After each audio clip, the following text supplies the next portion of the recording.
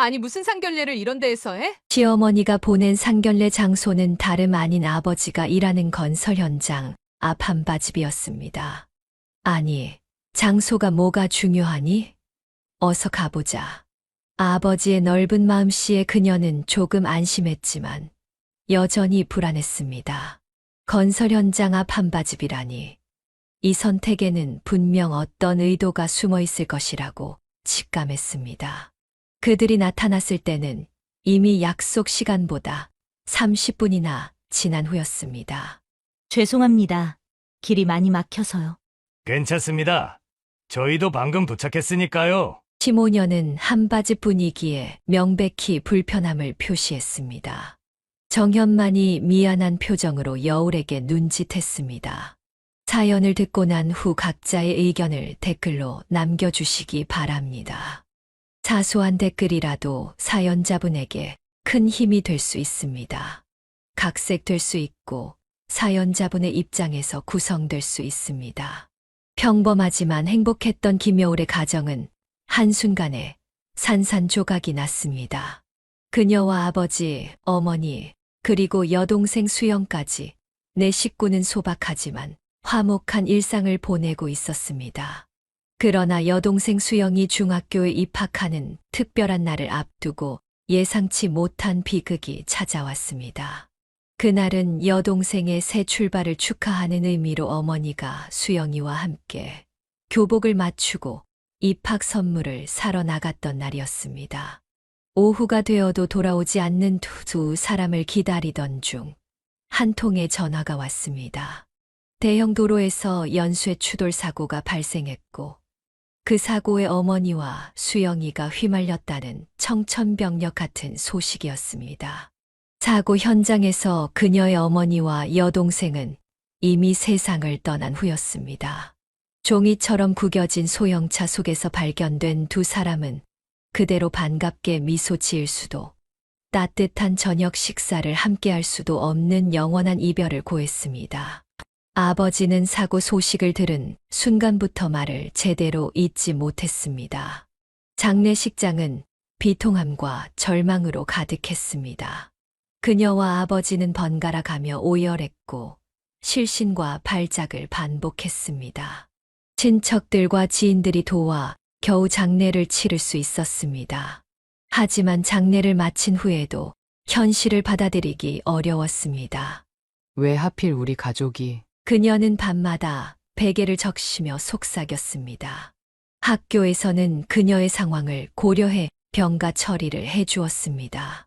수업을 따라가기는커녕 교실에 앉아 있는 것조차 버거웠기 때문입니다. 아버지 역시 출근하지 못했고 결국 회사에서 해고되었습니다. 아버지는 매일 술병을 손에서 놓지 않았습니다. 아침부터 취해 있었고 밤이 되면 더 깊이 취해 눈물을 쏟았습니다. 한때는 가장으로서 든든했던 그가 이제는 두 사람의 부재를 견디지 못하고 자신을 술로 망가뜨리고 있었습니다. 이제 저희밖에 없어요. 아빠가 이렇게 계속하시면 저까지 혼자가 될까봐 무서워요. 그녀가 어느 날 용기를 내어 말했습니다. 내 말이 맞다 하지만 지금은 그냥 조금만 더 내버려둬. 아버지는 충혈된 눈으로 대답했습니다.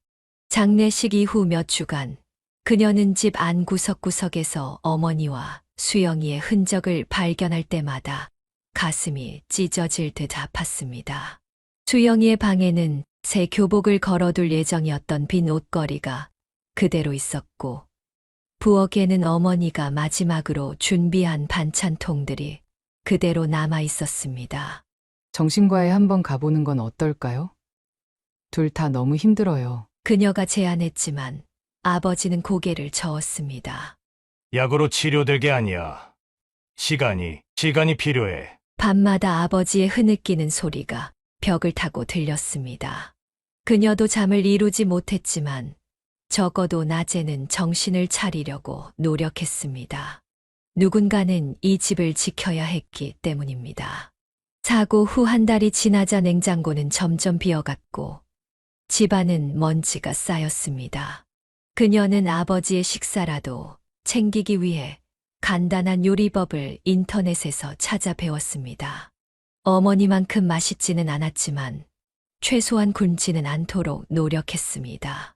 엄마가 보면 섭섭해할 거예요. 엄마는 항상 우리가 건강하게 지내길 바라셨잖아요. 그녀는 밥상을 차리며 말했습니다.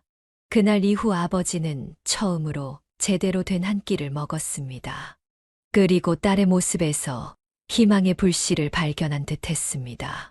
두 사람의 슬픔은 여전했지만 적어도 함께 그 슬픔을 나누며 하루하루를 버티기로 했습니다.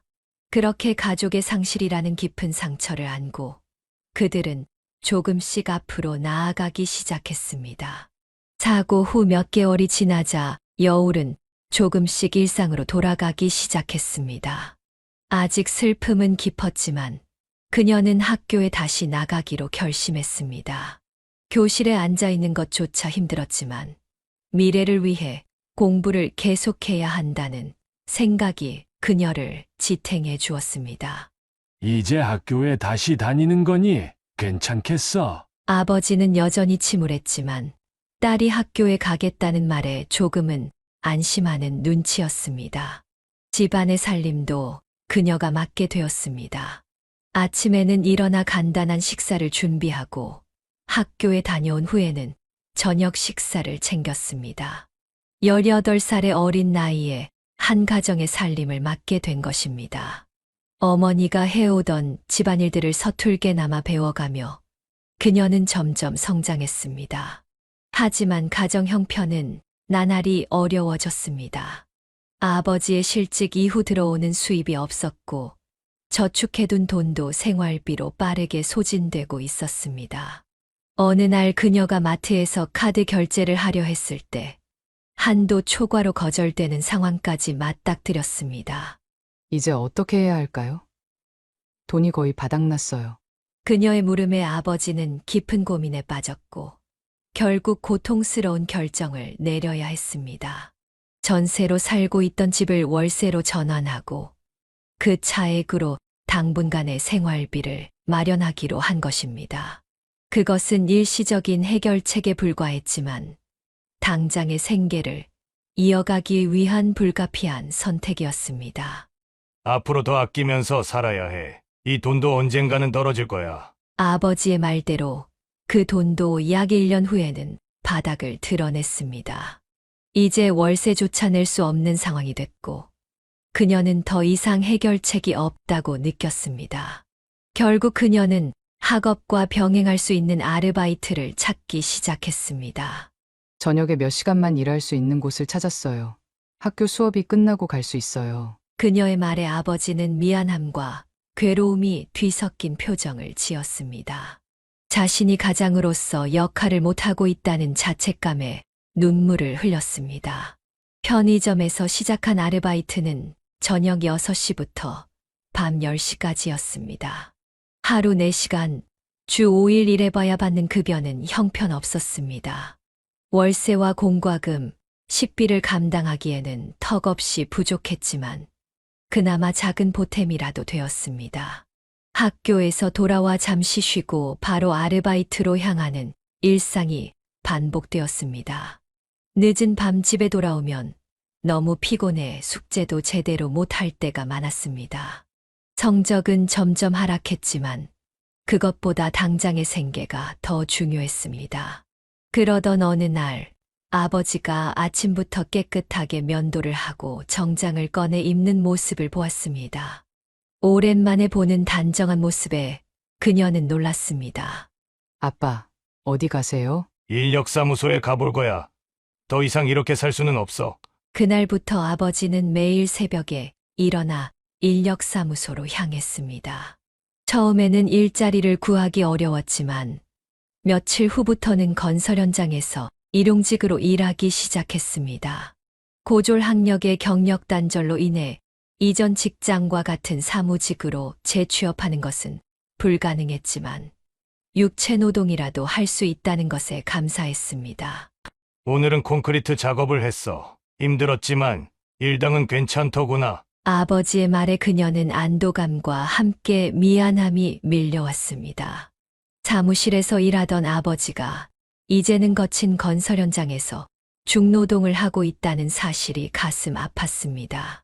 몇 달이 지나자 아버지는 건설 현장에서 여러 기술을 배우기 시작했습니다. 먼저 형틀목수 일을 배우고 이어서 용접 기술도 익혔습니다. 시간이 더 흐르자 전기 배선과 타일 공사까지 할 수 있게 되었습니다. 기술이 늘수록 일당도 올라갔고 점차 경제적인 안정을 찾아가기 시작했습니다. 아빠가 요즘 여러 가지 기술을 배우고 있어. 곧 더 많은 돈을 벌 수 있을 거야. 아버지의 변화는 그녀에게도 큰 힘이 되었습니다. 그녀도 아르바이트를 계속하면서 학업에 더욱 매진했습니다. 낮에는 학교에서 공부하고 저녁에는 일하며 밤늦게 돌아와 숙제를 하는 생활이 힘들었지만 아버지와 함께 이겨내고 있다는 사실이 그녀에게 큰 위안이 되었습니다. 두 사람은 서로를 의지하며 조금씩 상처를 회복해 갔습니다.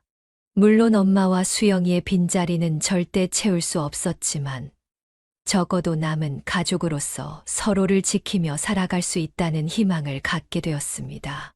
그렇게 김여울과 아버지는 힘든 시간을 함께 견디며 새로운 일상을 만들어 갔습니다. 그녀는 아버지가 매일 새벽부터 늦은 저녁까지 건설 현장에서 땀 흘리는 모습을 보며 더욱 열심히 살기로 다짐했습니다. 고등학교 졸업이 다가오자 그녀는 진로에 대해 깊이 고민하기 시작했습니다.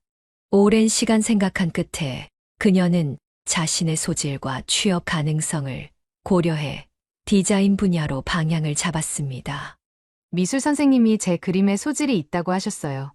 디자인 쪽으로 가면 잘할 수 있을 것 같아요. 아버지는 딸의 결정을 전적으로 지지했습니다. 비록 4년제 대학보다는 짧은 과정이지만 취업률이 높은 2년제 디자인 전문 대학이 현실적인 선택이라고 생각했습니다. 그녀도 빨리 사회에 나가 경제적으로 독립하고 싶었기에 이 길을 선택했습니다. 입시를 위해 그녀는 학교 공부와 알바를 병행하면서도 틈틈이 포트폴리오를 준비했습니다. 밤늦게까지 디자인 작품을 만들고 주말에는 미술학원에 다니며 실력을 쌓았습니다. 그 노력은 헛되지 않았고 그녀는 목표했던 디자인 전문대학에 수석으로 입학하는 쾌거를 이루었습니다. 아버지의 얼굴에는 오랜만에 환한 미소가 번졌습니다. 수석 입학 덕분에 그녀는 전액 장학금을 받게 되었고 이는 가정 경제에 큰 도움이 되었습니다. 등록금 걱정 없이 학업에 집중할 수 있게 된 것입니다. 대학 생활은 바쁘고 치열했습니다. 그녀는 학점 관리에 철저했고 선배들이 추천하는 자격증 취득에도 열심이었습니다. 디자인 관련 자격증을 차례로 취득했고 학과 내 공모전에도 적극적으로 참여했습니다. 그러면서도 주말에는 카페에서 아르바이트를 계속했습니다. 비록 학자금 대출은 없었지만 생활비와 교재비, 그리고 집안 형편을 생각하면 알바는 포기할 수 없었습니다. 2년간의 대학 생활 동안 그녀는 단 한 번도 장학금을 놓치지 않았습니다. 모든 학기를 우수한 성적으로 마치고 마침내 졸업을 앞두게 되었습니다. 졸업 전부터 취업 준비에 들어간 그녀는 여러 회사에 이력서를 제출했고 몇 차례의 면접을 거쳐 마침내 서울 시내의 한 중소기업 디자인팀에 취직하게 되었습니다. 아빠 취직됐어요. 다음 달부터 출근해요. 그녀의 소식에 아버지는 눈시울을 붉혔습니다. 그토록 힘든 시간을 견디고 자신의 힘으로 일어선 딸이 대견하고 자랑스러웠습니다. 취직 후 그녀는 회사 일에 모든 열정을 쏟았습니다. 신입사원이었지만 디자인 감각과 기술적 능력을 인정받아 중요한 프로젝트에도 참여할 수 있었습니다. 아침 일찍 출근해 밤늦게 퇴근하는 날이 많았고 주말에도 종종 회사에 나가 작업을 했습니다. 그 모습이 마치 건설 현장에서 열심히 일하는 아버지와 닮아 있었습니다. 시간이 흐르며 그녀는 회사에서 인정받는 디자이너로 성장했지만 사회생활 외에 다른 여유는 거의 없었습니다. 일과 집만 오가는 단조로운 생활이 계속되자 아버지는 걱정하기 시작했습니다. 일만 하다가 젊은 시절이 다 가버릴라 취미생활이나 만남도 필요한 거 아니냐? 아버지의 걱정 어린 말에 그녀는 미소를 지었습니다. 사실 그녀는 알고 있는 남자친구가 있었지만 바쁜 일상 때문에 아버지에게 소개할 기회를 미루고 있었습니다. 회사 동료의 소개로 만난 남자친구와는 몇 달째 조용히 관계를 이어가고 있었습니다. 사실은 남자친구 있어요. 퇴근 후에 만나고 있었거든요. 아버지는 놀라며 기쁜 표정을 지었습니다. 딸이 이외에도 자신의 삶을 꾸려가고 있다는 사실에 안도했습니다. 그는 곧바로 그 남자가 어떤 사람인지, 딸을 잘 대해주는지 궁금해했습니다. 며칠 후, 비가 내리는 주말 저녁, 그녀는 남자친구를 집으로 초대했습니다. 아버지는 특별히 좋아하는 술을 준비하고 딸의 남자친구를 기다렸습니다. 첫 만남은 어색할 수 있었지만 아버지는 금세 편안한 분위기를 만들어 주었습니다. 특히 그는 딸에 대한 이야기를 하며 눈을 빛냈습니다. 그녀의 어릴 적 이야기, 학창 시절의 에피소드, 그리고 얼마나 책임감 있고 성실한 아이였는지를 자랑하기 시작했습니다. 비록 그녀는 민망해하며 아버지를 말리려 했지만 눈에 넣어도 안 아플 딸에 대한 아버지의 자랑은 멈출 줄 몰랐습니다. 식사를 마치고 남자친구가 돌아간 후 그녀는 아버지의 방에 들어갔을 때 그가 조용히 눈물을 흘리고 있는 것을 발견했습니다. 그것은 기쁨의 눈물이자 가족의 소중함을 다시 한번 느끼는 순간이었습니다. 그렇게 김여울은 자신의 꿈을 향해 한 걸음씩 나아가며 새로운 인연들과 함께 인생의 새 장을 열어가고 있었습니다. 첫 번째 남자친구와의 관계는 2년 만에 자연스럽게 끝이 났고 그 후 김여울은 또 다른 인연을 만났습니다. 하지만 두 번째 만남 역시 서로의 가치관 차이로 오래가지 못했습니다. 연애와 이별을 경험하면서 그녀는 조금씩 성장했고 진정으로 자신과 맞는 사람이 어떤 사람인지 깨닫게 되었습니다. 29살이 되던 해봄, 회사 선배의 소개로 한 남자를 만나게 되었습니다. 처음 보는 순간부터 그녀는 이전과는 다른 설렘을 느꼈습니다. 정연이라는 그 남자는 같은 디자인 업계에서 일하는 그래픽 디자이너였고 조용하지만 따뜻한 눈빛을 가진 사람이었습니다. 처음 뵙겠습니다. 김정현입니다. 여울씨 포트폴리오 작업들 정말 인상적이었어요. 첫 만남에서 그는 그녀의 작품에 대해 진지하게 이야기했고 그것이 그녀의 마음을 열게 한 첫 번째 계기였습니다. 대화가 잘 통했고 공통된 관심사도 많았습니다. 첫 소개팅 이후 자연스럽게 두 번째, 세 번째 만남이 이어졌고 그들은 연인 관계로 발전했습니다. 정현은 그녀가 만났던 이전의 남자친구들과는 달랐습니다. 무엇보다도 세심하고 감수성이 풍부했으며 작은 것에도 정성을 다했습니다. 그는 여울의 생일에 직접 그린 일러스트와 함께 손글씨로 쓴 편지를 선물했고 그녀가 힘들어할 때면 언제든 달려와 위로해 주었습니다. 특히 그녀를 놀라게 했던 것은 정현의 특별한 애정 표현 방식이었습니다. 어느 날 그는 자신이 유튜브를 보며 독학한 헤어 염색 기술로 그녀의 머리를 염색해 주겠다고 제안했습니다. 처음에는 의심스러웠지만 그의 진지한 태도에 마음을 열고 동의했습니다. 머리 염색은 전문가한테 받는 게 좋지 않을까? 실수하면 어쩌려고. 그의 대답은 확신에 찼습니다. 그는 몇 주 동안 자신의 머리에 연습했고 친구들에게도 시술해보며 기술을 연마했다고 했습니다. 그의 정성 어린 손길로 완성된 머리 염색은 전문 미용실 못지않게 훌륭했고 그녀는 감동했습니다. 염색에 이어 그는 네일아트까지 도전했습니다. 그는 그녀의 손톱에 예쁜 디자인을 그려주었습니다.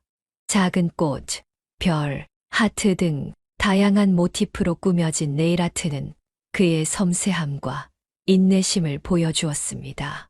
나중에는 발톱까지 귀여운 곰돌이와 강아지, 캐릭터로 장식해 주었습니다.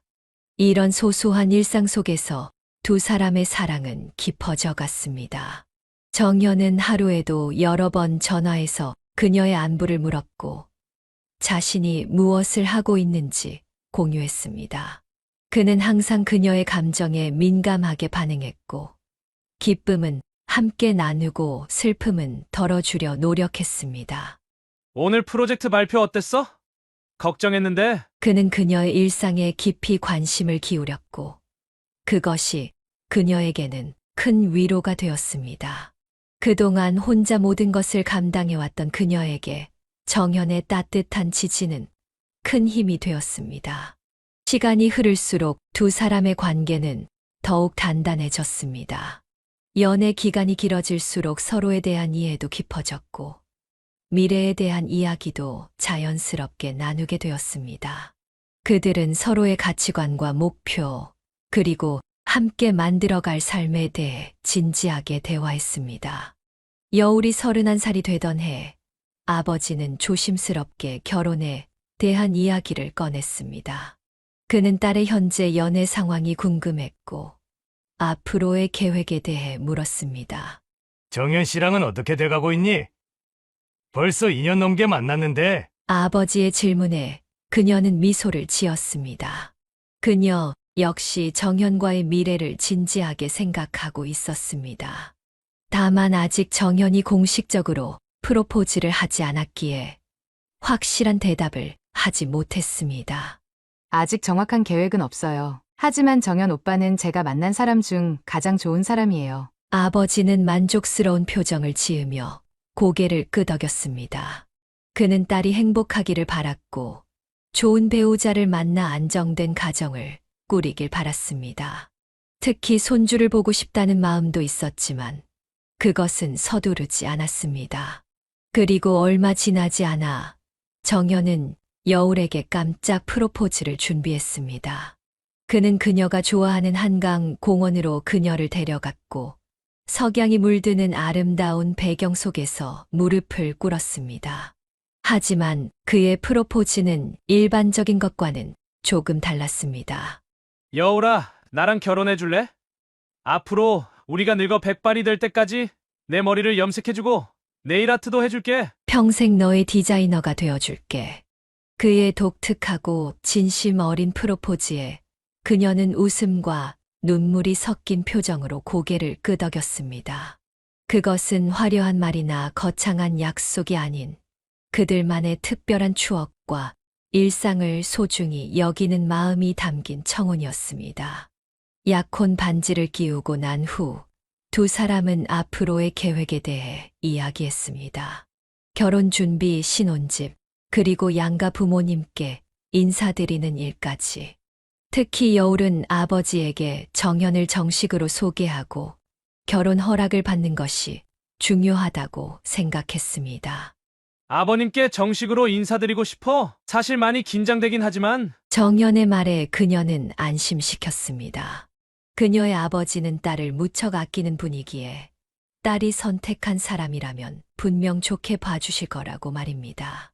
하지만 그 과정이 그리 순탄치만은 않을 것이라고는 이때까지만 해도 두 사람 모두 예상하지 못했습니다. 그렇게 김여울의 인생에 새로운 장이 열리려 하고 있었습니다. 가족의 상실이라는 아픔을 겪었지만 이제는 자신만의 가정을 꾸릴 준비를 하게 된 것입니다. 그녀는 정현과 함께라면 어떤 어려움도 이겨낼 수 있을 것이라고 믿었습니다. 결혼을 결심한 김여울은 마침내 정현을 아버지께 정식으로 소개하는 자리를 마련했습니다. 그녀는 아버지가 예비 사위를 어떻게 대할지 내심 걱정했지만 모든 것이 순조롭게 진행되었습니다. 아버지는 처음에는 위압적인 모습으로 정현을 맞았지만 대화를 나누면서 점차 마음을 열었습니다. 내 딸을 평생 울리지 않겠다고 약속할 수 있겠나? 아버지의 날카로운 질문에 정연은 진지하게 대답했습니다. 그는 여우를 어떻게 사랑하는지, 앞으로 어떤 삶을 함께 살고 싶은지 솔직하게 이야기했습니다. 더불어 군 복무 중 아버지를 잃은 자신의 경험도 나누었고, 이는 두 사람 사이에 특별한 유대감을 형성했습니다. 가족의 상실이라는 아픔을 공유한 두 남자는 서로를 깊이 이해하게 되었습니다. 아버지는 마지막으로 강한 경고를 남겼습니다. 만약 정연이 딸을 울리면 그보다 몇 배는 더한 고통을 느끼게 될 것이라고 했습니다. 그 말에는 딸을 향한 깊은 사랑과 보호 본능이 담겨 있었습니다. 정연은 그 말을 새기며 약속했고, 결국 아버지의 축복을 받았습니다. 첫 관문을 무사히 통과한 후, 이제는 정현의 가족을 만날 차례였습니다. 여울은 이전에 한 번 정현의 가족과 간단히 인사를 나눈 적이 있었지만, 이번에는 예비 며느리로서 정식으로 방문하는 자리였습니다. 그녀는 며칠 동안 무엇을 입을지, 어떤 선물을 준비할지 고민했고, 최대한 좋은 인상을 주기 위해 노력했습니다. 방문 당일, 그녀는 고급 한과 세트와 과일 바구니를 들고 정현의 집을 찾았습니다. 현관문이 열리고 정현의 어머니와 여동생이 그녀를 맞이했습니다. 첫인상은 나쁘지 않았습니다. 시어머니는 미소를 지으며 그녀를 안으로 안내했고, 거실에는 정성스럽게 차려진 다과가 기다리고 있었습니다. 어서 와요. 여울 씨 마침 좋은 차를 준비해뒀어요. 하지만 차를 마시며 대화가 시작되자 분위기는 급격히 변했습니다. 시어머니는 여울에 대해 알고 싶다며 질문을 시작했고, 그 질문들은 점점 더 날카롭고 파고드는 형태로 변해갔습니다. 여울 씨, 지금 다니는 회사가 어디인가요? 여울이 서울 시내의 중소기업 디자인팀에서 일한다고 대답하자 시어머니의 얼굴에 미세한 실망감이 스쳐 지나갔습니다. 진우이는 노골적으로 눈썹을 치켜 올렸습니다. 그 회사가 어디에 있는 거지? 혹시 중소기업인가요? 여울은 당황했지만 침착하게 대답했습니다. 자신의 회사가 비록 규모는 작지만 분야에서 인정받는 디자인 스튜디오라고 설명했습니다. 하지만 그녀의 설명은 시모녀의 귀에 들어가지 않는 듯 했습니다. 시어머니는 거침없이 다음 질문을 던졌습니다. 대학은 어디를 나왔어요? 우리 정연이는 4년제 출신이라. 질문의 의도가 명백했습니다. 그녀는 여울의 학력이 아들과 어울리는지 확인하고 싶었던 것입니다. 여울이 2년제 디자인 전문대학을 졸업했다고 대답하자 시어머니의 표정이 일그러졌습니다. 전문대요? 고작 전문대라고요? 시어머니의 목소리에는 경멸이 묻어났습니다. 여울은 얼굴이 화끈거렸지만 자존심을 지키기 위해 당당하게 덧붙였습니다. 네, 전문대입니다. 하지만 수석으로 입학해 장학금을 받았고 학점 관리와 자격증 취득에 최선을 다했습니다.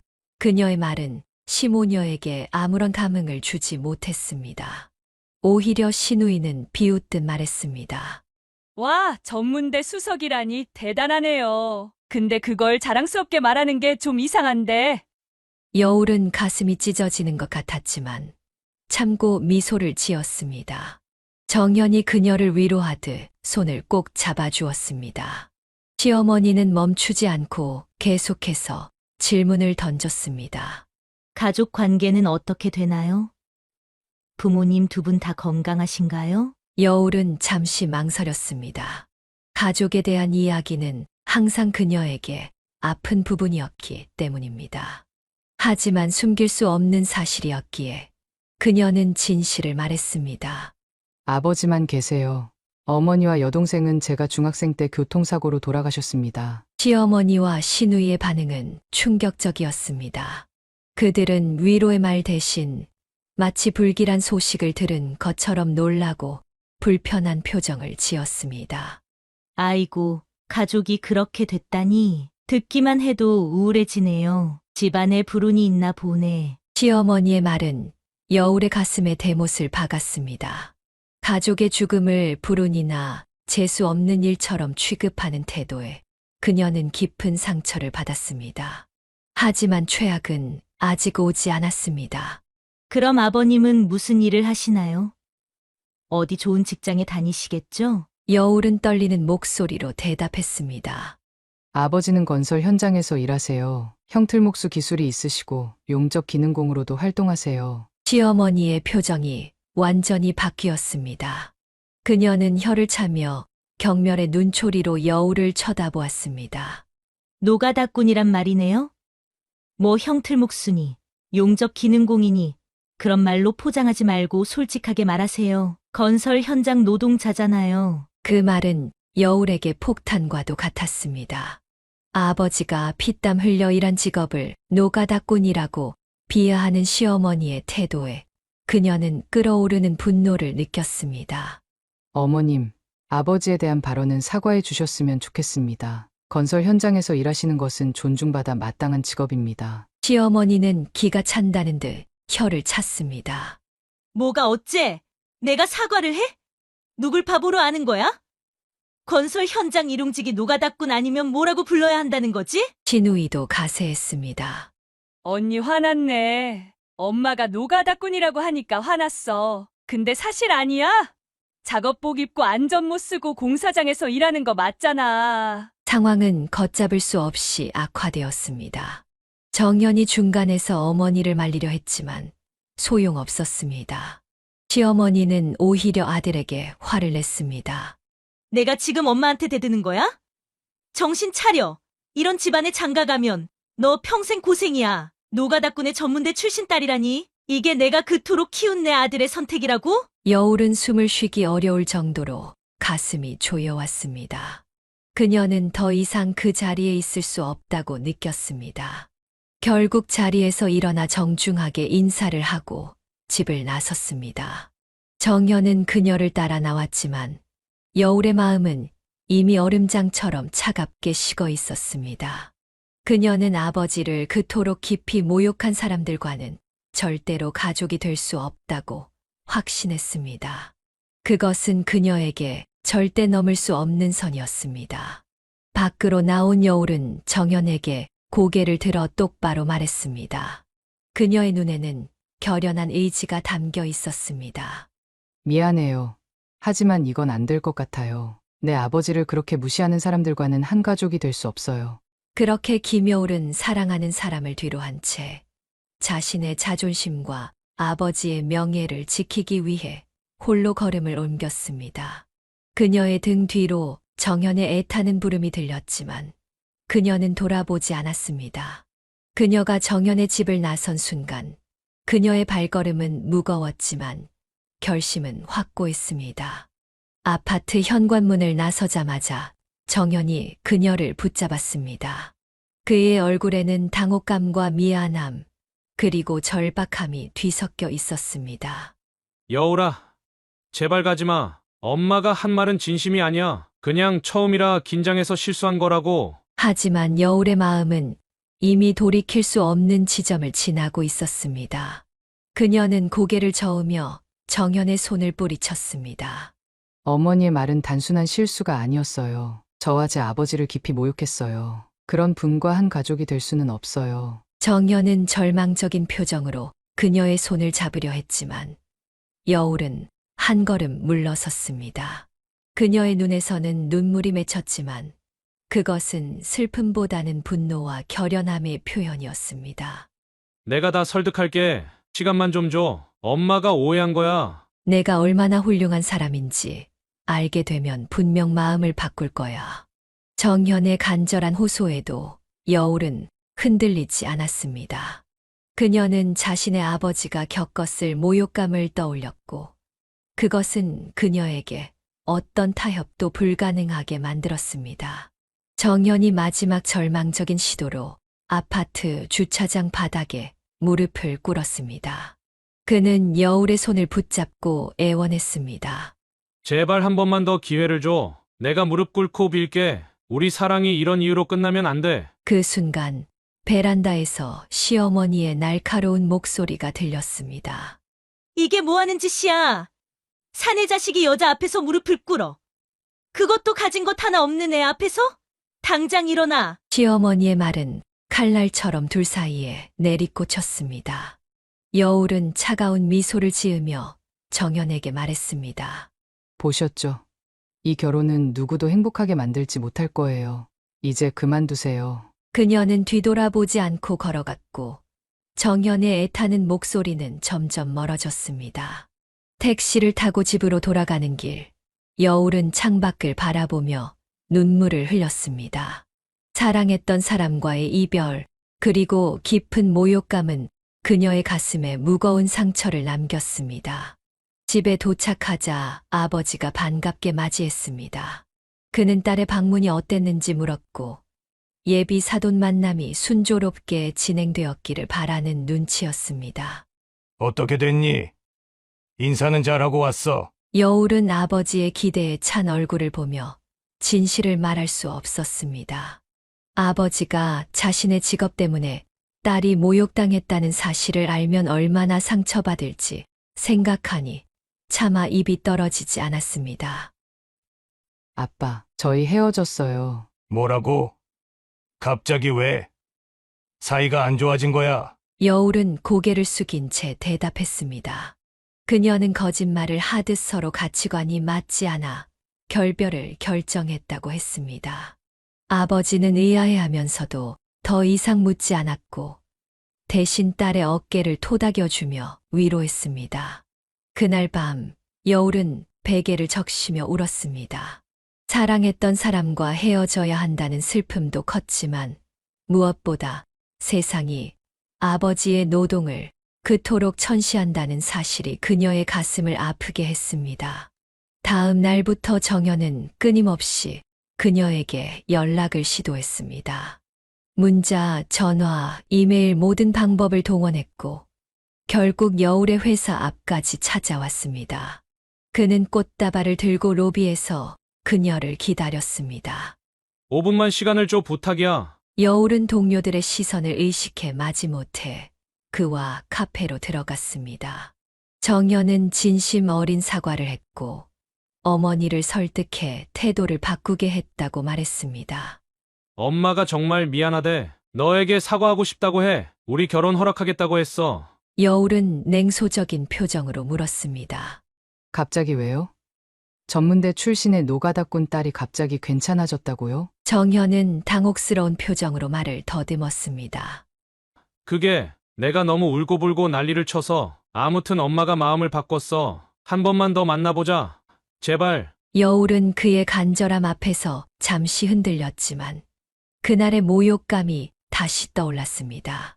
시어머니의 차가운 눈빛, 비웃는 시누이의 표정, 그리고 아버지를 노가다꾼이라 부르며 경멸했던 순간들이 생생하게 되살아났습니다. 미안해요. 하지만 상처는 이미 났어요. 그 상처가 아물지 않았는데 어떻게 다시 시작할 수 있겠어요? 정연은 포기하지 않고 계속해서 그녀를 찾아왔습니다. 매일같이 회사 앞에서 기다리거나 집 근처에서 그녀를 기다리는 날이 많아졌습니다. 여울은 처음엔 냉담하게 대했지만 그의 끈질긴 노력에 조금씩 마음이 흔들리기 시작했습니다. 일주일 후 정현은 마지막 시도로 여울의 집 앞까지 찾아왔습니다. 그는 비에 흠뻑 젖은 채로 서 있었고 여울이 퇴근하는 것을 기다렸다가 다시 한번 애원했습니다. 여울아, 엄마가 직접 사과하겠대. 이제 정말 내 가치를 알게 됐어. 한 번만 더 기회를 줘. 제발. 여울은 떨리는 마음으로 대답했습니다. 사과만 받고 나올게요. 그 이상은 약속할 수 없어요. 정현의 얼굴에 희망의 빛이 어렸습니다. 그는 고개를 끄덕이며 감사의 인사를 전했고 주말에 다시 만나기로 약속했습니다. 여울은 그날 밤 잠들지 못했습니다.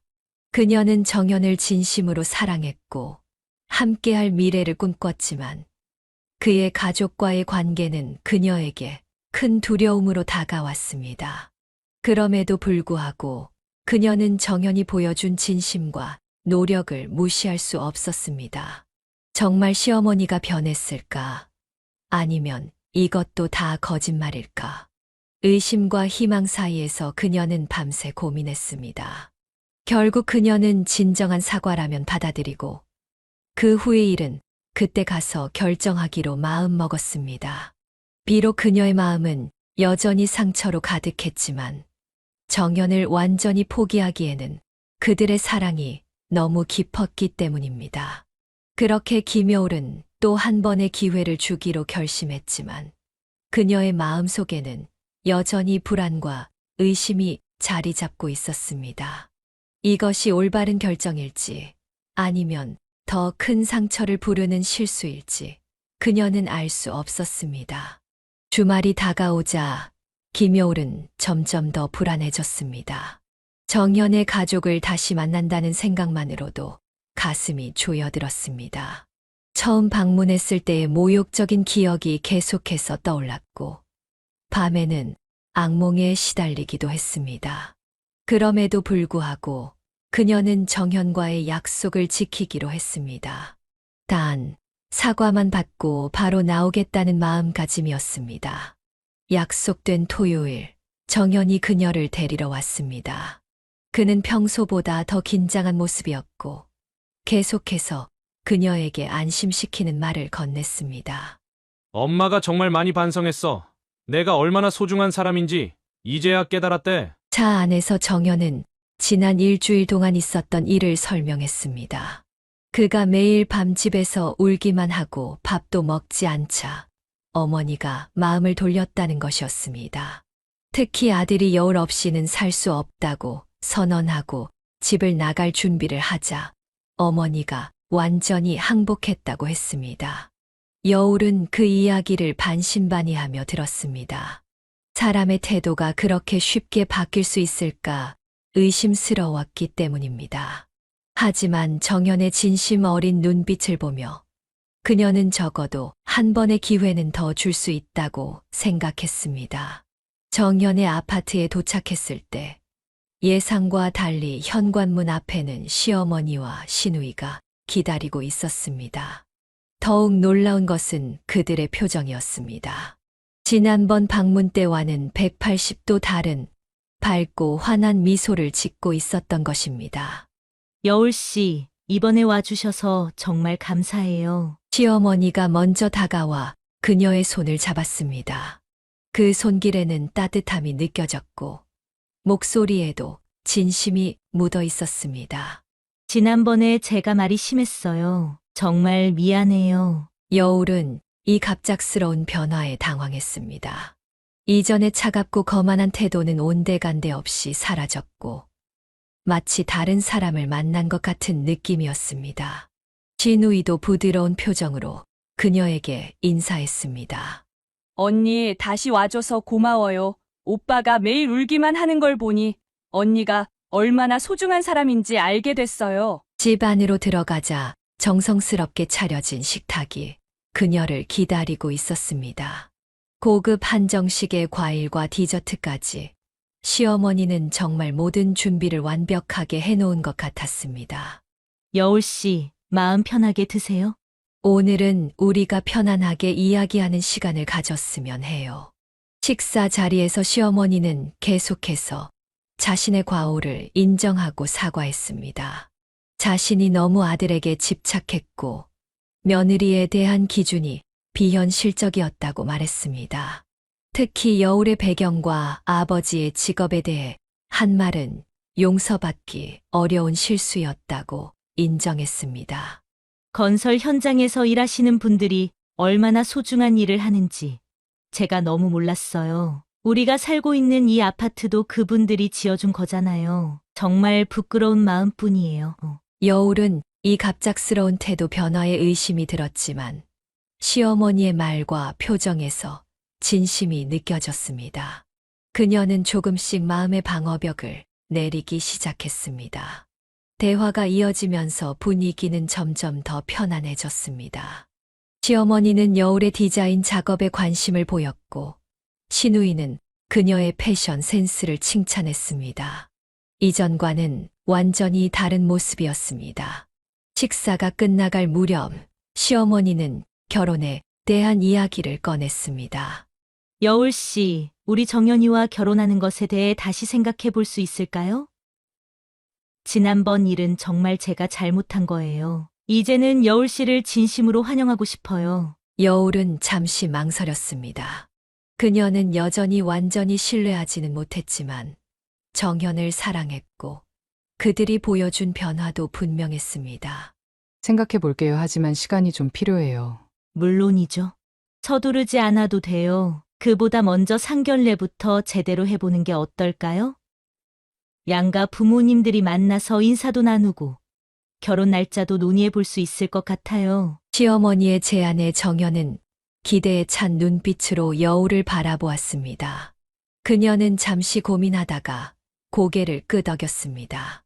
아버지께 말씀드려 볼게요. 집으로 돌아가는 길, 여울은 복잡한 감정에 휩싸였습니다. 시모녀의 변화는 진심으로 보였지만 한편으로는 이것이 일시적인 것이 아닐까 하는 불안감도 들었습니다.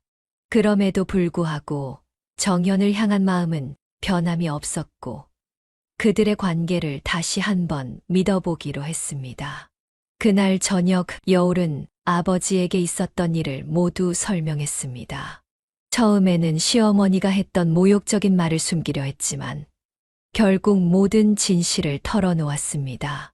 아버지는 처음에는 화를 내셨지만 시어머니가 진심으로 사과했다는 이야기를 듣고 마음을 진정시켰습니다. 그래, 사람은 누구나 실수를 할 수 있지. 중요한 건 그 실수를 인정하고 고치려는 노력이야. 내가 정연이를 정말 사랑한다면 아빠는 너의 결정을 존중할게. 아버지의 이해심 깊은 말에 여울은 눈시울이 붉어졌습니다. 그녀는 아버지에게 결혼을 다시 추진하기로 했다고 말했고 상견례 날짜를 잡아보겠다고 했습니다. 정말 결혼하기로 한 거니? 내가 행복하다면 아빠도 기쁘구나. 아버지는 딸의 결정을 축하하며 함께 준비를 시작했습니다. 그는 특별히 상견례를 위해 새 양복과 구두를 마련했고 처음으로 본인의 외모에 신경을 쓰기 시작했습니다. 그 모습에 여울은 뭉클한 감정이 밀려왔습니다. 정현과 여울은 다시 결혼 준비를 시작했고 상견례 날짜도 확정했습니다. 시어머니는 계속해서 친절하고 따뜻한 태도를 유지했고 여울에게 자주 연락해 필요한 것이 있는지 물었습니다. 그녀의 변화는 진심인 것 같았고 여울은 점점 더 마음을 열기 시작했습니다. 그렇게 김여울의 인생은 예상치 못한 방향으로 다시 한번 전환점을 맞이했습니다. 처음에는 깊은 상처와 배신감을 느꼈지만 이제는 새로운 희망과 용서의 기회를 통해 앞으로 나아가고 있었습니다. 상견례 당일 그녀는 아침부터 분주하게 준비했습니다. 그녀는 가장 단정한 원피스를 입고 은은한 화장으로 단장했습니다. 아버지 역시 새로 맞춘 양복을 입고 구두를 신었습니다. 그들은 시어머니가 보내준 주소로 향할 예정이었습니다. 출발 직전 여울의 휴대폰에 문자가 도착했습니다. 시어머니가 보낸 메시지였는데 그 내용을 확인한 순간 그녀의 얼굴이 굳어졌습니다. 아니 무슨 상견례를 이런 데에서 해? 시어머니가 보낸 상견례 장소는 다름 아닌 아버지가 일하는 건설 현장 앞 한바집이었습니다. 고급 레스토랑이나 호텔 라운지를 예상했던 여울은 충격을 받았습니다. 아버지에게 이 사실을 알리자 그는 의외로 태연한 반응을 보였습니다. 아니, 장소가 뭐가 중요하니? 어서 가보자. 아버지의 넓은 마음씨에 그녀는 조금 안심했지만 여전히 불안했습니다. 건설 현장 앞 한바집이라니. 이 선택에는 분명 어떤 의도가 숨어 있을 것이라고 직감했습니다. 현장에 도착하자 점심시간을 맞아 많은 건설 노동자들이 식사를 하고 있었습니다. 작업복 차림의 남성들 사이에서 양복을 입은 아버지와 원피스 차림의 여울은 눈에 띄게 어색했습니다. 그들은 예약된 테이블에 앉아 기다렸습니다. 30분이 지나도 사돈은 나타나지 않았습니다. 여울은 몇 번이나 전화를 걸었고 마침내 정연이 받아 곧 도착한다고 했습니다. 그들이 나타났을 때는 이미 약속 시간보다 30분이나 지난 후였습니다. 죄송합니다. 길이 많이 막혀서요. 시어머니의 말에 여울은 의아했습니다. 정연의 집에서 이곳까지는 걸어서 10분 거리였기 때문입니다. 하지만 아버지는 넓은 마음으로 이해해 주었습니다. 괜찮습니다. 저희도 방금 도착했으니까요. 시모녀는 한바지 분위기에 명백히 불편함을 표시했습니다. 정현만이 미안한 표정으로 여울에게 눈짓했습니다. 식사 대신 차를 마시며 대화가 시작되었습니다. 처음에는 일상적인 주제로 시작했지만 곧 시어머니가 폭탄 선언을 했습니다. 사돈어른, 제가 생각해봤는데 애들이 결혼하면 일단 저희 집에서 살게 하는 게 좋을 것 같아요. 여울과 정현은 놀란 눈으로 서로를 바라보았습니다.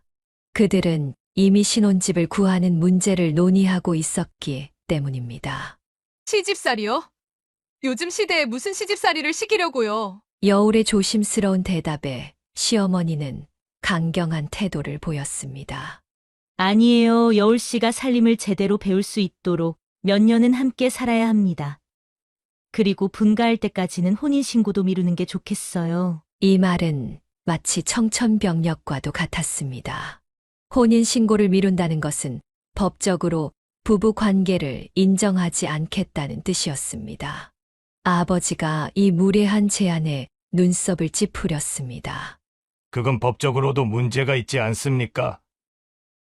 결혼하고 혼인신고를 안 한다는 건 말이 안 되는 일이에요. 시어머니는 아랑곳하지 않고 계속해서 충격적인 요구를 늘어놓았습니다. 그리고 사돈어른, 우리 아들이 지금 사업 확장을 준비 중인데 좀 도와주실 수 있을까요? 건설 현장에서 일하셔서 꽤 많은 돈을 모으셨을 테니 사위 사업에 투자하는 것도 좋을 것 같아요. 테이블에 무거운 침묵이 내려앉았습니다. 여울은 귀를 의심했습니다. 시어머니가 아버지에게 돈을 요구한 것입니다. 그것도 상견례 자리에서 처음 만난 사돈에게 노골적으로 돈을 요구하는 행태였습니다. 아버지의 얼굴이 붉게 변했습니다. 그는 수저를 내려놓고 천천히 말했습니다. 사돈어른, 혹시 제게 무슨 오해라도 있으신가요? 건설 현장 일용직이 얼마나 버는지 아시나요? 저는 딸 뒷바라지 하느라 모아둔 돈이 거의 없습니다. 시어머니는 비웃듯 말했습니다. 아이고, 겸손하실 필요 없어요. 요즘 건설 노동자들 일당이 얼마나 높은데요. 아마 제 아들보다 더 많이 버실 거예요. 상황은 점점 더 악화되었습니다. 시어머니는 계속해서 아버지의 직업을 깎아내렸고 마치 돈을 뜯어내려는 듯한 태도를 보였습니다. 사돈어른, 솔직히 말해보세요. 노가다 뛰면서 얼마나 모았어요? 우리 아들 사업에 얼마나 투자해 줄 수 있죠? 여울은 더 이상 참을 수 없었습니다. 그녀는 자리에서 벌떡 일어났지만 아버지가 그녀의 손을 잡고 진정시켰습니다. 아버지의 목소리는 평온했지만 눈빛은 분노로 가득 차 있었습니다. 사돈어른, 제가 이해를 잘못하고 있는 건지 모르겠네요. 우리 애들 결혼시키려고 나오신 겁니까? 아니면 제게 돈을 요구하러 나오신 겁니까? 시어머니는 당당하게 대답했습니다. 둘 다죠.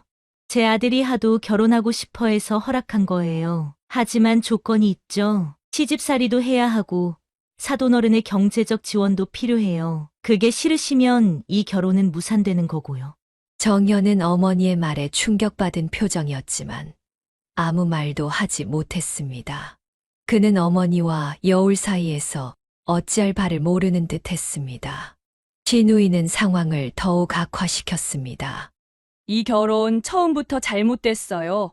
오빠가 왜 꼭 노가다꾼의 딸하고 결혼해야 하는지 이해가 안 돼요. 우리 집안에 누가 될 뿐이에요. 그 말에 아버지의 인내심이 한계에 달했습니다. 그는 자리에서 일어나 분노에 찬 목소리로 말했습니다. 이런 무례한 사람들은 처음 봅니다. 제 딸이 이런 집안에 시집 가는 걸 절대 허락할 수 없습니다. 여울아, 우리 가자. 여울은 망연자실한 표정으로 아버지를 따라 일어났습니다. 정연은 뭔가 말하려 했지만 이미 늦었습니다. 그들의 결혼은 이 자리에서 완전히 무산된 것이나 다름없었습니다. 하지만 상견례의 충격은 여기서 끝나지 않았습니다. 그들이 자리를 떠나려는 순간 한바집의 문이 열리고 여러 명의 건설 노동자들이 들어왔습니다. 그리고 그 뒤로 정장을 입은 중년 남성이 나타났습니다. 김 회장님, 오늘 상견례 하시는 날이셨습니까?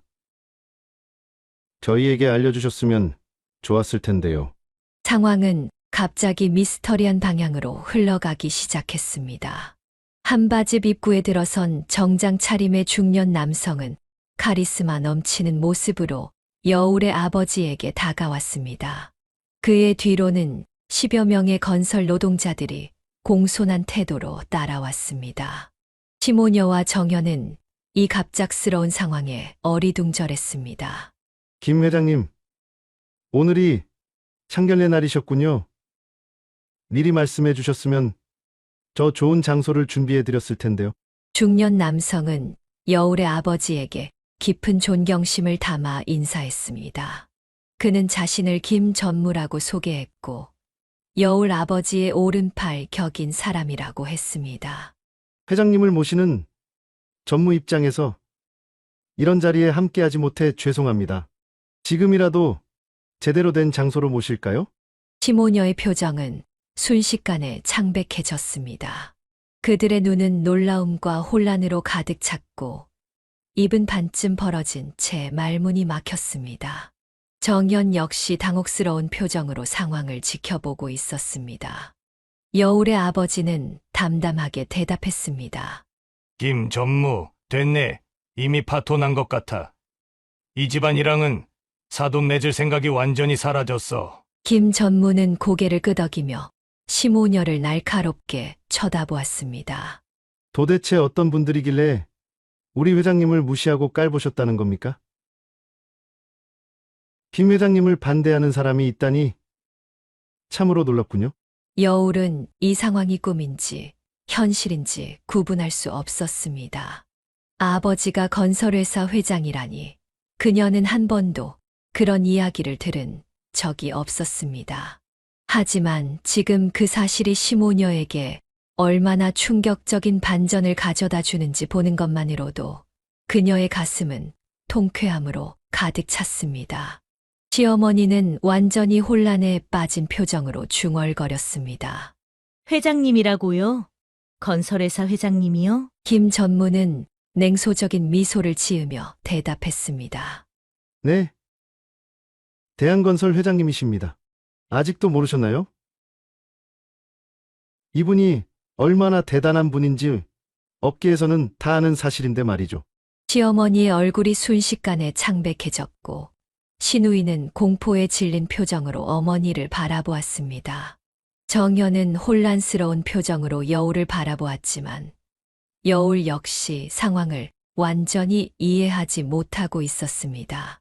김 전무는 계속해서 상황을 악화시켰습니다. 이분은 우리나라 건설업계의 큰 손이세요. 수십 개의 현장을 관리하고 수천 명의 직원을 고용하고 계시지요. 그런 분을 노가다꾼이라고 무시하셨다니 참으로 어처구니가 없군요. 시모녀의 표정이 점점 더 창백해졌고 특히 시어머니는 자신이 한 말들을 후회하는 듯한 표정이었습니다. 그녀는 떨리는 목소리로 말했습니다. 저는 몰랐어요. 정말 죄송합니다. 오해가 있었던 것 같아요. 하지만 여울의 아버지는 이미 결심을 굳힌 듯 했습니다. 김 전무, 우리 가자. 이런 사람들과 더 이상 이야기할 필요가 없어. 그 말에 시어머니가 갑자기 자리에서 일어나 바닥에 무릎을 꿇었습니다. 그녀의 행동은 모두를 놀라게 했습니다. 제발 용서해 주세요. 제가 무례했습니다. 정말 잘못했어요. 신우이도 어머니의 행동을 따라 무릎을 꿇었습니다. 그들의 얼굴은 공포와 후회로 가득 차 있었습니다. 정연도 무릎을 꿇고 사과했지만 그의 표정에는 혼란스러움이 역력했습니다. 아버님, 정말 죄송합니다. 저희 어머니와 동생이 큰 실례를 했습니다. 제가 중간에서 아무것도 못한 것도 제 잘못입니다. 아버지는 정연을 냉정하게 바라보며 말했습니다. 자넨 내 딸을 지킬 수 있는 사람이 아닌 것 같구만. 여울아, 이 사람과 결혼할 생각이 아직도 있니? 여울은 망설임 없이 대답했습니다. 아니요. 아빠 이 사람들이 아빠에게 한 행동을 보면서 결혼은 불가능하다고 느꼈어요. 아버지는 고개를 끄덕이며 시모녀에게 말했습니다. 들었지? 이제 끝이야. 자네들 데리고 나가게. 정연은 마지막으로 여울에게 애원했지만 그녀는 이미 마음을 굳혔습니다. 그들은 떠나기 전 마지막으로 사과했지만 이미 돌이킬 수 없는 상처가 남았습니다. 시모녀가 떠난 후 여울은 아버지에게 물었습니다. 아빠, 정말 건설회사 회장님이셨어요? 왜 한 번도 말씀 안 하셨어요? 그때 김 전무가 웃으며 말했습니다. 아이고, 여우량. 회장님은 내 아버지가 아니라 나야. 방금 그건 다 연기였어. 여울은 더욱 혼란스러워졌습니다. 김 전무는 친근한 미소를 지으며 설명했습니다. 나는 너희 아버지의 오랜 친구야. 5년 전 공사 현장에서 내 아버지가 내 목숨을 구해주셨지. 내가 실수로 발을 헛디뎌 추락할 뻔했는데 내 아버지가 위험을 무릅쓰고 날 붙잡아 주셨어. 그 이후로 우리는 친구가 됐고 가끔씩 만나 식사도 하고 술도 한 잔씩 하곤 했지. 그는 계속해서 설명했습니다. 오늘 아침 내가 이 건설 현장에 방문했는데 한 인부가 내 아버지의 상견례 이야기를 전해주더군. 특히 그 집안이 너희 아버지를 무시하고 천대한다는 얘기를 듣고 화가 났어. 그래서 내 아버지와 함께 작은 연극을 꾸민 거야. 여울의 아버지는 미소를 지으며 덧붙였습니다. 내가 상처받는 걸 보고만 있을 수 없었어. 김 회장이 도와주겠다고 제안해줘서 그 제안을 받아들였지. 김 회장은 크게 웃으며 말했습니다. 어때? 그 사람들 무릎 꿇는 꼴 보니 속이 다 시원하지? 얘 아버지는 건설 현장에서 일하시만 그분의 가치는 어떤 사장님, 회장님보다도 높아. 그걸 모르는 사람들에게 작은 교훈을 준 거야. 여울은 눈물을 글썽이며 아버지와 김 회장을 바라보았습니다. 비록 작은 복수였지만 그것은 그녀의 마음에 깊은 위안을 주었습니다. 그녀는 두 사람을 꼭 안으며 감사의 마음을 전했습니다. 창밖으로 시모녀와 정연이 멀어지는 모습이 보였지만 여울은 더 이상 그들에게 미련이 없었습니다. 이제 그녀는 자신과 아버지를 진정으로 존중해주는 사람들과 함께하기로 마음먹었습니다. 화려한 검은색 외제차가 한바집 앞에 대기하고 있었습니다. 김 회장의 지시로 준비된 차량이었습니다. 운전석에는 정장을 갖춰 입은 전문 기사가 앉아 있었고 조수석에는 김 회장이, 뒷좌석에는 여울과 아버지가 자리했습니다. 차가 출발하자 창문 너머로 시모녀와 정연이 황급히 뛰어나오는 모습이 보였습니다. 저것 봐. 저렇게 쫓아오네. 이제 와서 무슨 소용이 있겠어? 아버지의 말에 여울은 창밖을 바라보았습니다. 시모녀와 정연은 마치 뭔가를 잃어버린 사람들처럼 필사적으로 차를 쫓아왔습니다. 특히 시어머니의 모습은 이제까지의 오만한 태도와는 달리 비참하기 짝이 없었습니다. 고급 구두를 신고 비포장도로를 뛰다가 넘어지기까지 했지만 그녀는 아랑곳하지 않고 계속 차를 쫓았습니다. 저러다 다칠라. 여울의 말에 김 회장이 웃으며 대답했습니다. 걱정 마. 저런 사람들은 다치지 않아. 자존심만 조금 상처받았을 뿐이지. 차량이 속도를 내자 시모녀와 정연은 결국 포기하고 그 자리에 주저앉았습니다. 여울은 그 모습을 보며 복잡한 감정을 느꼈습니다. 분노와 배신감, 그리고 어딘가 씁쓸한 마무리에 대한 아쉬움까지 뒤섞인 감정이었습니다. 침묵을 깨고 김 회장이 입을 열었습니다. 여울아, 내가 제대로 소개할게. 나는 대한건설의 김정호 회장이야. 내 아버지의 오랜 친구지. 여울은 여전히 혼란스러웠습니다. 아버지가 건설회사 회장과 친구라니. 그런 이야기는 한 번도 들은 적이 없었기 때문입니다. 근데 아빠, 어떻게 회장님과 친구가 되신 거예요? 한 번도 말씀해 주신 적 없잖아요. 아버지는 부끄러운 듯 웃으며 대답했습니다. 별거 아니야. 5년 전 일이었지. 정호가 현장 방문을 왔다가 발을 헛디뎌 추락할 뻔했는데 내가 운 좋게 그를 붙잡아준 거야. 김 회장이 이야기를 이어받았습니다. 그게 운이 아니라 용기야, 친구. 7층 높이였어. 만약 내 아버지가 없었다면 나는 지금 이 세상 사람이 아니었을 거야. 그 뒤로 우리는 친구가 됐고, 가끔 만나서 술도 한잔하고 이런저런 이야기를 나누곤 했지. 여울은 고개를 끄덕이며 두 사람의 우정에 감동했습니다. 하지만 여전히 한 가지 의문이 남아 있었습니다. 그럼 오늘 그 연기는 어떻게 계획하신 거예요? 김 회장이 설명했습니다. 오늘 아침 그 건설 현장에 방문했는데 한 인부가 내 아버지의 상견례 얘기를 전해주더라고. 특히 예비 사돈 될 사람들이 내 아버지를 무시하고 노가다꾼이라 부르며 천대한다는 얘기를 듣고 화가 났어. 그래서 내 아버지한테 제안했지. 작은 연극을 꾸며서 저 오만한 사람들에게 한 방 먹이자고. 아버지는 미소를 지으며 덧붙였습니다. 처음에는 거절했는데 정호가 계속 고집을 부리더라고. 그래서 결국 동의했지. 솔직히 내가 저런 집안에 시집 가는 것도 마음에 걸렸고. 김 회장은 크게 웃으며 말했습니다. 내가 연기 좀 했지? 회장님하고 부르는데 웃음이 나올 뻔했어. 근데 너희 아버지도 연기를 정말 잘하더라. 완전 회장님 포스가 느껴졌어. 세 사람은 한바탕 웃음을 터뜨렸습니다. 비록 작은 복수였지만 그것은 여울의 마음에 깊은 위안을 주었습니다. 김 회장의 제안으로 그들은 고급 한정식 집에서 늦은 점심을 먹었습니다. 맛있는 음식과 편안한 대화 속에서 여울은 마음의 평화를 되찾았습니다. 그녀는 정현과의 관계가 끝났다는 사실을 받아들이기 시작했고, 오히려 더 큰 불행을 피한 것이라는 생각이 들었습니다. 하지만 그녀의 평화는 오래가지 않았습니다. 저녁 무렵 집에 돌아왔을 때 아파트 앞에는 정현과 시모녀가 기다리고 있었습니다.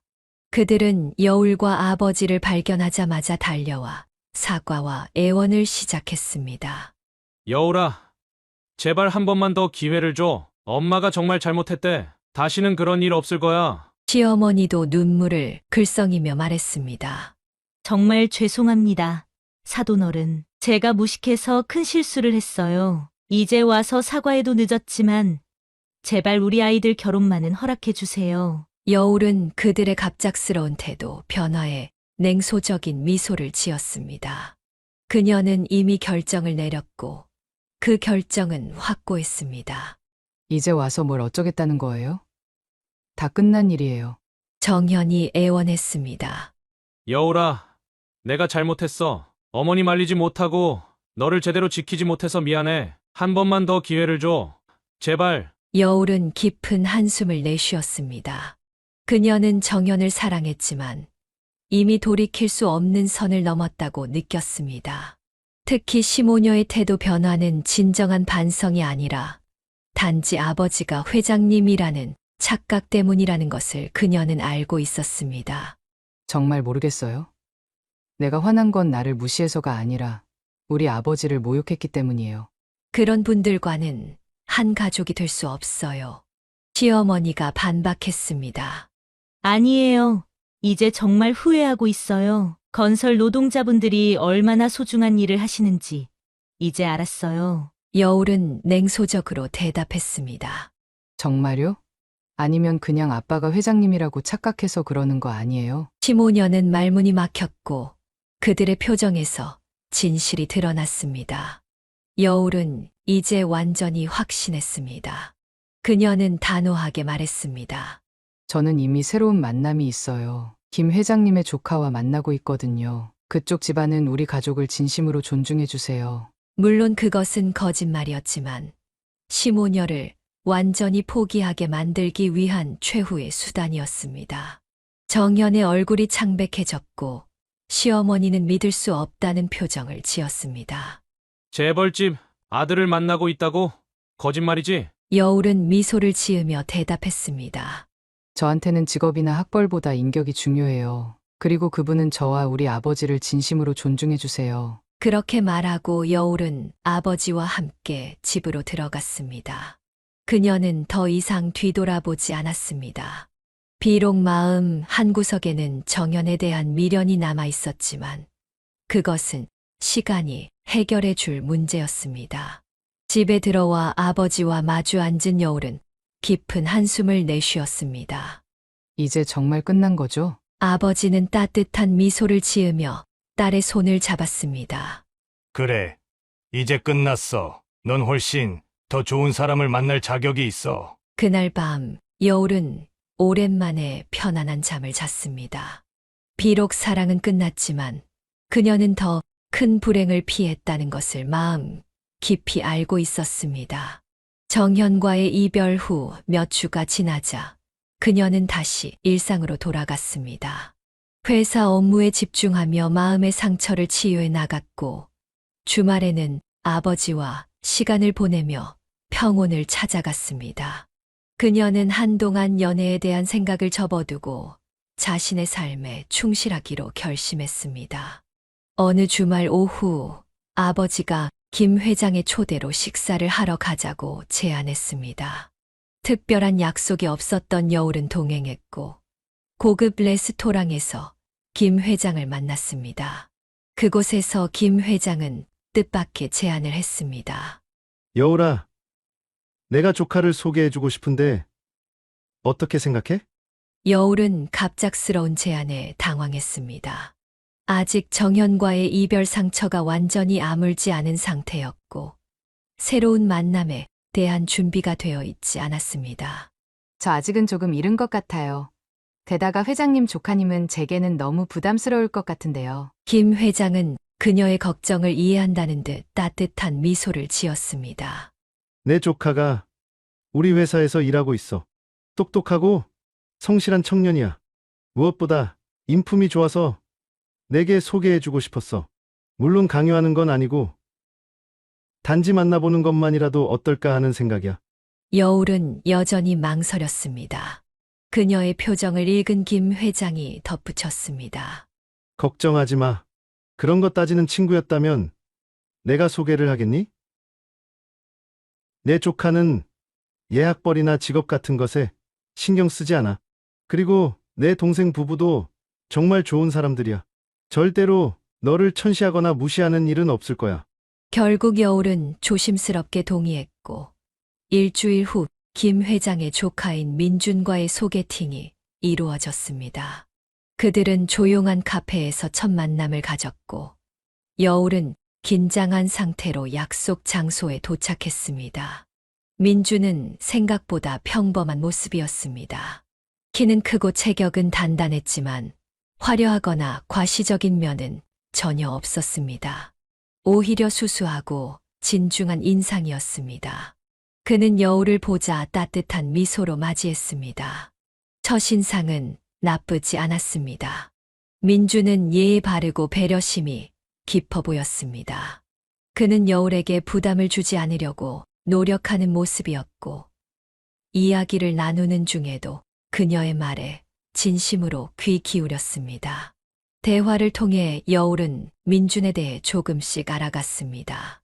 그는 토목공학과를 졸업하고 김 회장의 건설회사에서 프로젝트 매니저로 일하고 있었습니다. 학벌이나 직업은 훌륭했지만 그것을 자랑하거나 과시하지 않는 겸손한 태도가 인상적이었습니다. 특히 여울의 마음을 움직인 것은 그가 건설 노동자들에 대해 이야기하는 방식이었습니다. 그는 현장 노동자들의 노고와 전문성을 깊이 존중하는 모습을 보였고 자신이 지금의 위치에 있을 수 있는 것도 그들의 헌신 덕분이라고 말했습니다. 제가 설계한 건물이 실제로 세워지는 건 현장의 기술자들과 노동자들 덕분이에요. 그분들의 손기술과 경험 없이는 아무리 좋은 설계도 그냥 종이에 그린 그림에 불과하거든요. 그의 말에 여울은 정현과의 경험을 떠올리며 묘한 감정을 느꼈습니다.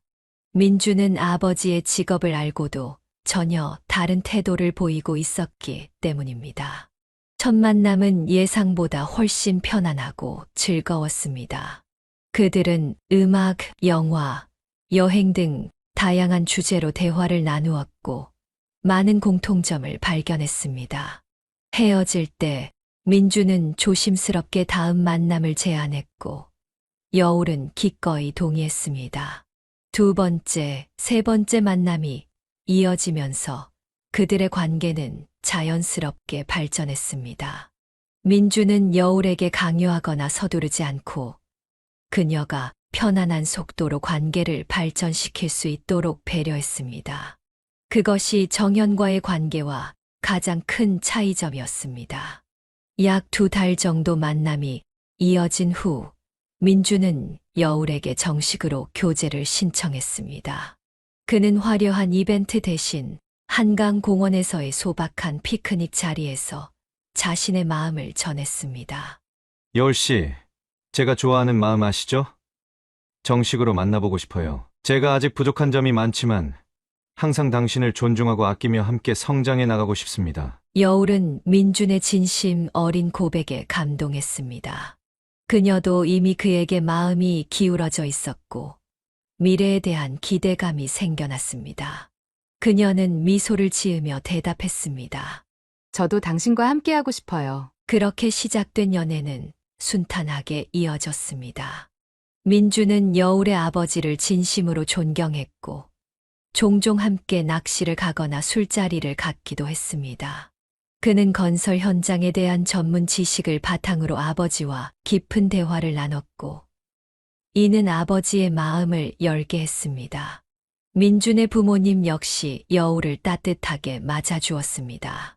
그들은 여울의 직업과 배경에 대해 전혀 편견을 갖지 않았고 오히려 그녀의 성실함과 따뜻한 마음씨를 높이 평가했습니다.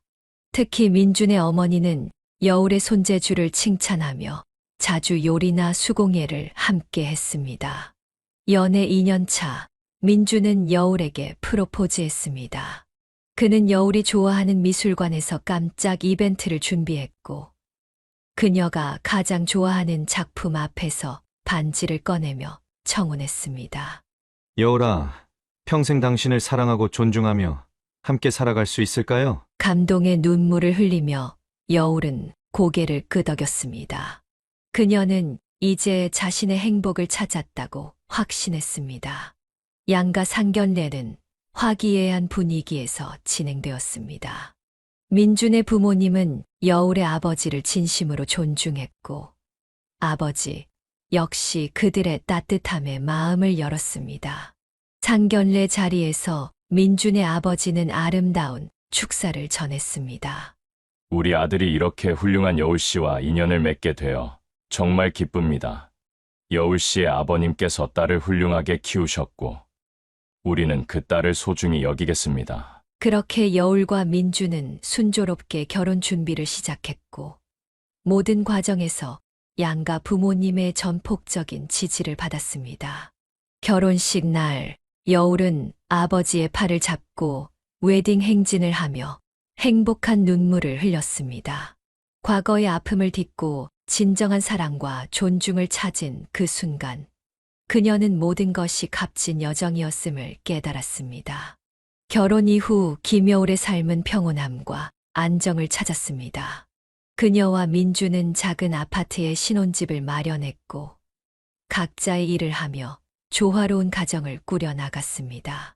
여울은 디자인 회사에서 팀장으로 승진했고 민주는 건설회사에서 주요 프로젝트를 성공적으로 이끌며 경력을 쌓아갔습니다. 신혼생활 중 가장 큰 변화는 여울의 아버지에게 찾아왔습니다. 건설 현장에서 꾸준히 일해온 아버지는 환갑을 맞이하면서 건강 문제가 생겼습니다. 오랜 육체 노동으로 인한 무릎 통증과 허리 디스크가 악화되어 더 이상 현장에서 일하기 어려워진 것입니다.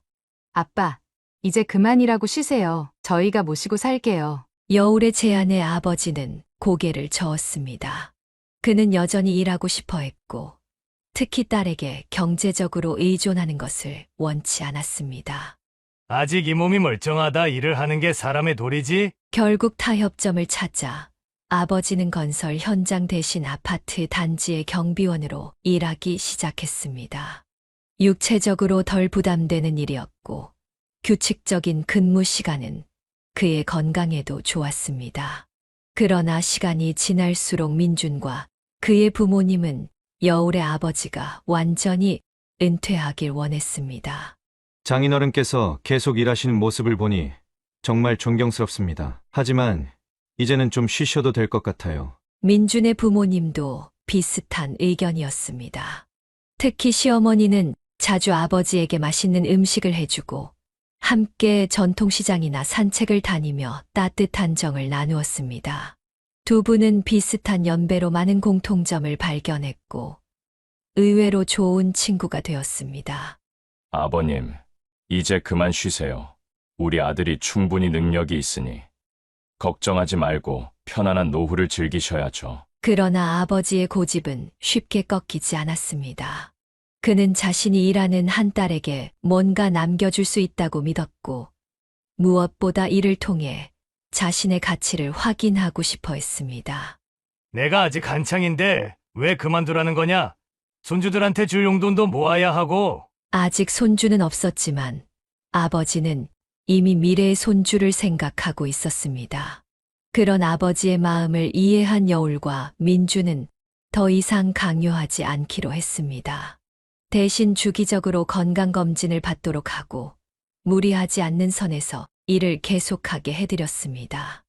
여울과 민준의 결혼 생활은 평온했지만 작은 고민이 있었습니다.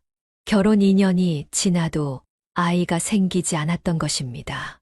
처음에는 둘 다 경력에 집중하느라 아이 계획을 미뤘지만 점차 가족을 이루고 싶다는 마음이 커졌습니다. 좀 더 기다려보자. 자연스럽게 될 거야. 민주는 여울을 격려했고 스트레스 받지 말자고 다독였습니다. 그들은 불임 클리닉을 방문해 검사를 받았고 다행히 큰 문제는 없었습니다. 의사는 단지 스트레스와 바쁜 일상이 원인일 수 있다고 조언했습니다. 그 무렵 여울에게 기회가 찾아왔습니다. 그녀가 속한 디자인 회사가 대형 프로젝트를 수주했고 그녀는 주요 디자이너로 선정되었습니다. 이 프로젝트는 그녀의 경력에 큰 도약이 될 터였지만 동시에 많은 시간과 에너지를 요구했습니다. 이 기회를 놓치면 안 돼. 내 실력을 보여줄 수 있는 좋은 기회야. 민주는 아내의 커리어를 적극 지지했고 가사 일을 더 많이 담당하며 그녀의 부담을 덜어주었습니다. 그의 지지 속에 여울은 프로젝트에 몰두했고 6개월간의 노력 끝에 성공적으로 마무리했습니다. 프로젝트가 끝난 후 여울과 민주는 오랜만에 휴가를 계획했습니다. 그들은 제주도로 일주일간의 여행을 떠났고 스트레스에서 벗어나 서로에게 집중하는 시간을 가졌습니다. 바다를 바라보며 조용히 대화를 나누고 섬을 돌아다니며 여유를 만끽했습니다.